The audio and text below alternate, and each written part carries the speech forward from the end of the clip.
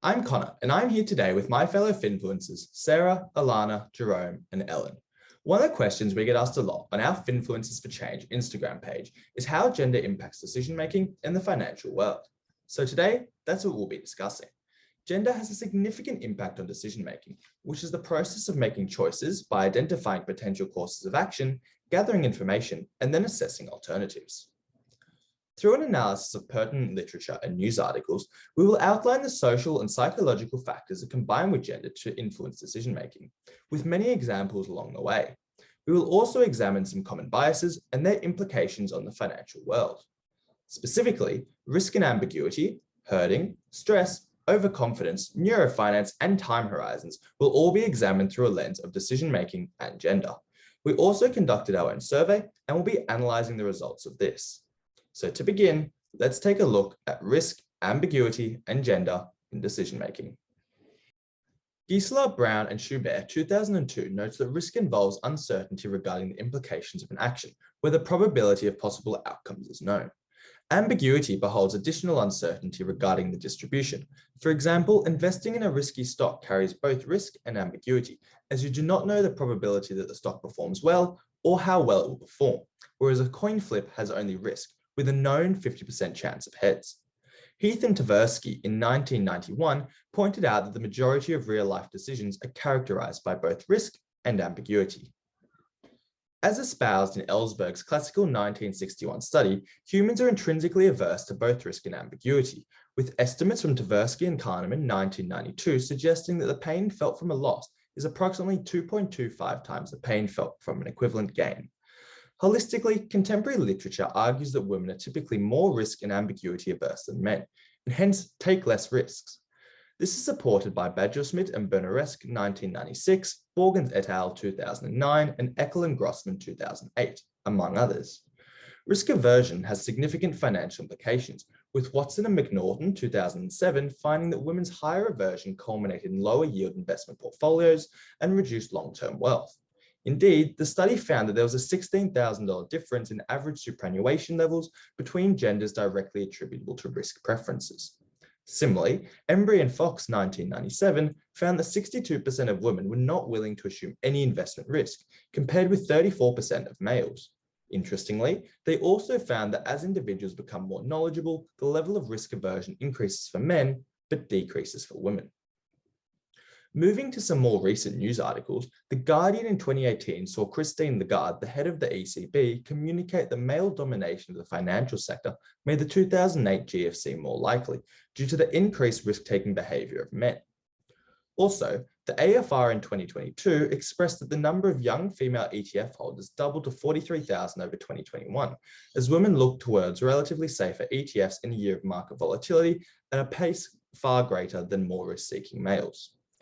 While literature is mostly united in its findings that women are more risk-averse, some recent literature has been more skeptical. 2014 and 2015 meta-studies by Julie Nelson reviewed data from 35 and 18 studies respectively, finding that literature on gender and risk aversion holds considerable evidence of confirmation bias and stereotyping, such that claims made significantly exceed those justified by quantitative findings. Similarly, Hibbert, Lawrence, and Prakash 2008 note that once cultural differences in financial knowledge are accounted for, gender has a less clear impact. While Burns et al. 1991 notes that risk-taking is multidimensional and women are actually more risk-seeking in social situations. So now we'll move on to Sarah to discuss gender and overconfidence. Thanks, Connor. Now, Finfluencer fans, do you think you can correctly estimate your abilities, especially in a financial market context? Most likely, you'll think so, due to biases in self-assessment such as overconfidence. But what exactly is overconfidence bias? According to Pulford and Coleman, overconfidence is defined as the occurrence of when a person's confidence in a series of predictions exceeds the level of accuracy achieved. In a financial market context, overconfident individuals exhibit traits including overranking, holding optimistic beliefs about timing, and believing they are in control, according to the Corporate Financial Institute. Numerous studies and articles provide clear evidence of gender differences in exhibiting overconfidence bias and the impact this has on individual financial returns and on the financial market. The well-known work of Professors Barber and Odean supports psychological research that men are more overconfident than women, especially in areas of finance. The analysis of investment behavior found that men men trade stocks more than 45% more than women, increasing their costs, lowering expected utility, and lowering returns. Indeed, the study found that increased trading reduced returns of men by 0.93% more than women due to men's bias towards overranking and holding unrealistic beliefs about their returns. The work of Graham and others also supports this, demonstrating that women have decreased tendencies to exhibit overconfidence in investment decisions and usually have increased risk aversion in comparison to men. Aside from the impact of individual investors and portfolios, overconfidence has significant ramifications on the financial market, with Kirsch and others arguing that overconfidence bias creates a less efficient market due to mispricing as a result of the overestimation of one's beliefs about precision in price predictions.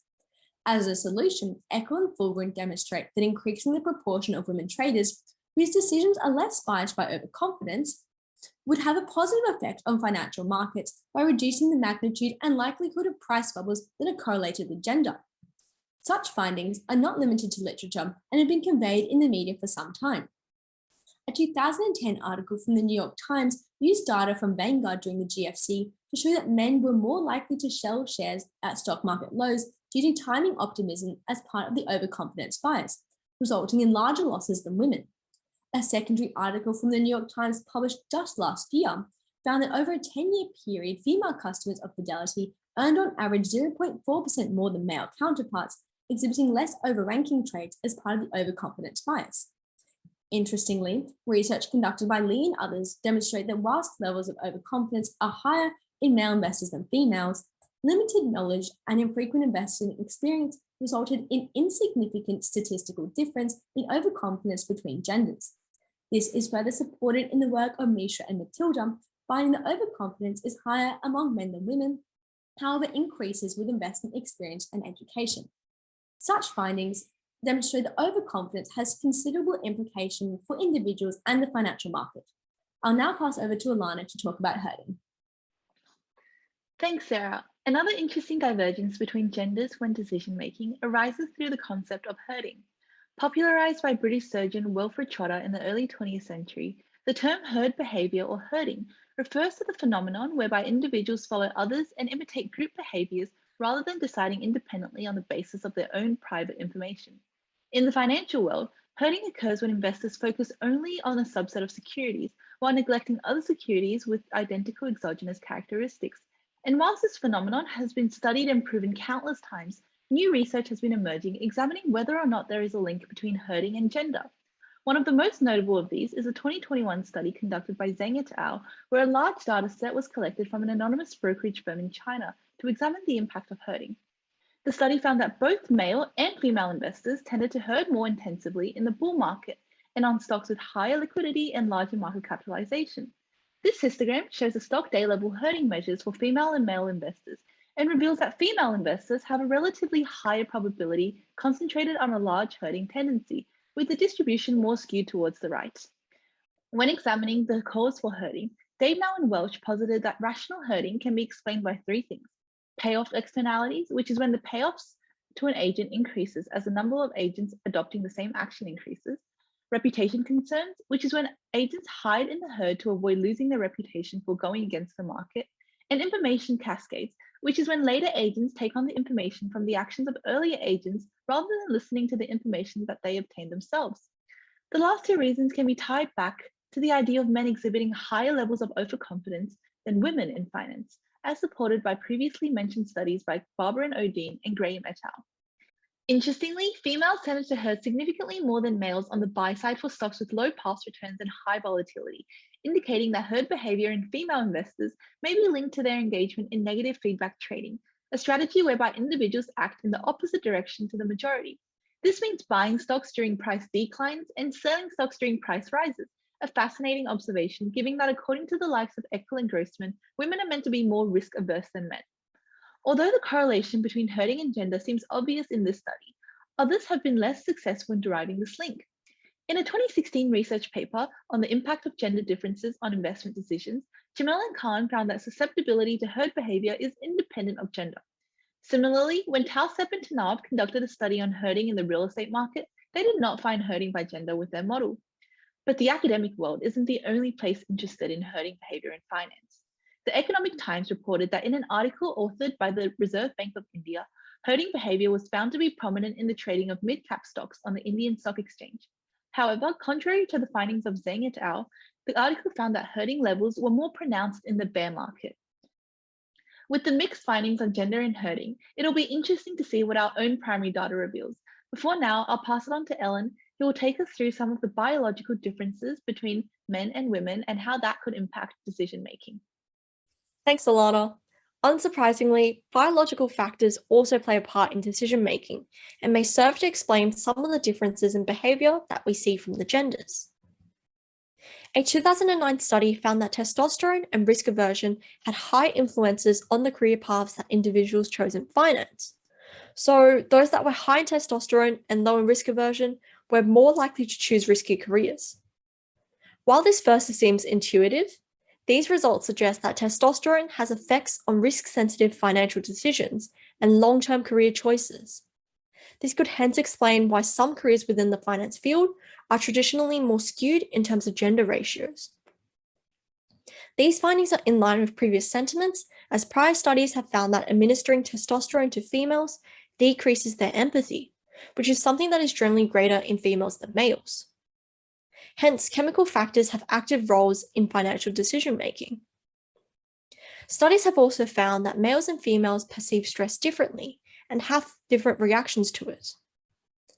A 2012 study found that stress led to greater reward collection and faster decision speed in males, but less reward collection and slower decision speed in females, hence indicating that the impact of stress on reward-related decision processing differs depending on one's gender. This systematic difference in behavioral responses to acute stress is further supported in the 2018 study, which found that males tended to demonstrate a fight or flight response as opposed to a tend or befriend response by females in reaction to an automation game. Furthermore, these differences in responses to stress on decision-making are not unique to financial economics. They've also been found in police investigators, where, for instance, females showed higher degrees of stress in comparison to their male counterparts. Additionally, Forbes recently published an article examining the difference between men and women in business decision-making. And one myth that was debunked was how men and women stereotypically act under stress. Despite the common perception that women become overly emotional and fall apart when stressed, the neuroscientist Mara Mather and the neurobiologist Ruud van den Bos both independently found that when men are stressed, their heart rate and cortisol levels spike as they become laser focused on the reward, no matter how small the chances of it materializing are. And this translates to a willingness to take more risks and larger gambles than they would normally. However, when women undergo the same level of stress reaction, they become more risk alert and favor smaller but more probable gains. I will now pass on to Jerome, who will explore the influence of social factors on gender and decision-making, as well as the exciting findings of our independent survey. Thanks, Ellen. Now, I'm sure all of you have heard the saying, humans are social creatures, right? Well, now I'm going to move on to some of the social factors which influence males and females to make different decisions. The first factor is that women often have a longer-term time horizon in mind, as they have a stronger emphasis on meeting financial goals.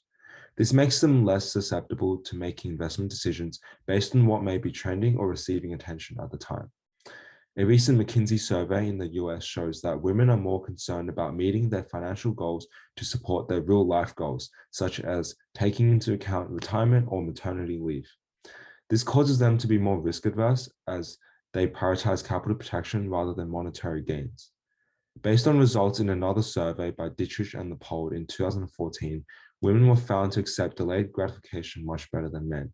Using the quasi-hyperbolic model, since men are more impatient than women, men would have a lower beta coefficient. This results in a more inconsistent perception of time, which would make them want faster returns. Meanwhile, females are willing to see through a longer-term time horizon. Another factor that differentiates men and women's decision-making is the gender pay gap. According to an article by Forbes, depending on race and ethnicity, this gap can leave women with 55 to 90% of what men earn. Because of this income gap, women simply don't have as much extra money to risk.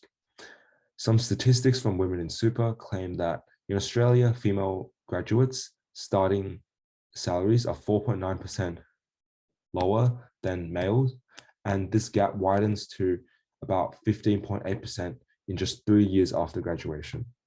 Another study done by Laurie Embry and Jonathan Fox observed that women were more likely to hold risky assets if expecting an inheritance, employed, and holding higher net worth. A conclusion we can draw from this research is that people with more money are willing to take greater risk. It just so happens that women's average income is lower than men's, making women more risk averse. Finally, a third reason why men often take more risks is that from a social perspective, it is considered masculine to take risks. Men would prefer to take high risks to show off their confidence and assert dominance, rather than playing it safe, as this makes them seem weak or afraid.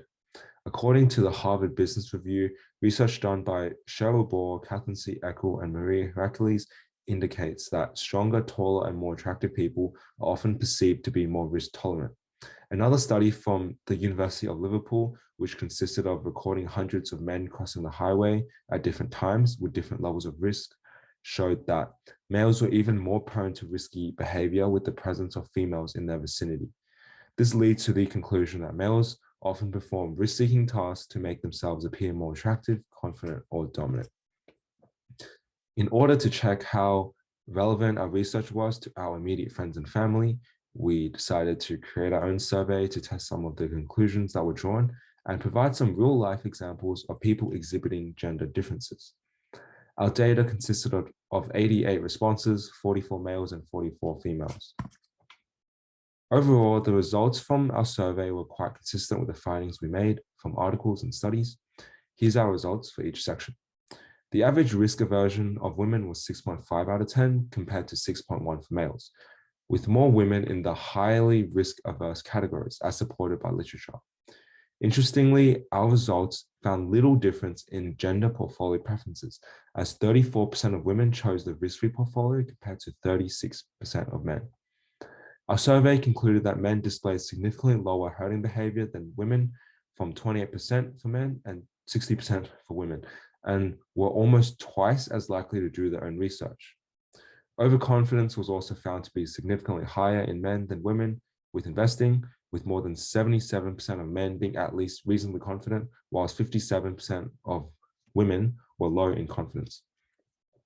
As for the neurofinance question, we found that while the average amount given by both genders was roughly equal, women did give slightly more than men at $4.50 versus $4.40 for men, which reflects that women tend to be a bit more empathetic, and this may also be a factor in their differences in decision making.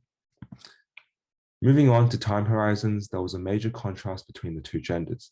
For females, only 21% would take the instant cash reward, whilst in males, a whopping 48% said they would prefer the money instantly. Finally, for attraction, it was slightly more common in both genders to find riskier behavior more attractive, at 53% in males and 52% in females. And that's a Finfluencer wrap on gender and decision-making in the financial world. As we've examined, there are a whole host of biases and decision-making differences between female and male investors, including their differing levels and perceptions of risk aversion, ambiguity aversion, herding, overconfidence, neurofinance, and time horizons. And all this analyzing of academic papers, news articles, and our own first-hand survey has revealed that whilst there are trends between gender and decision-making, there is no hard and fast rule. Hopefully, this video has shed some light on some of the biases and irrational patterns that you may display when making financial decisions. And next time, you'll think twice before making a financial decision on a whim. See you next time, Fin Gals and Pals.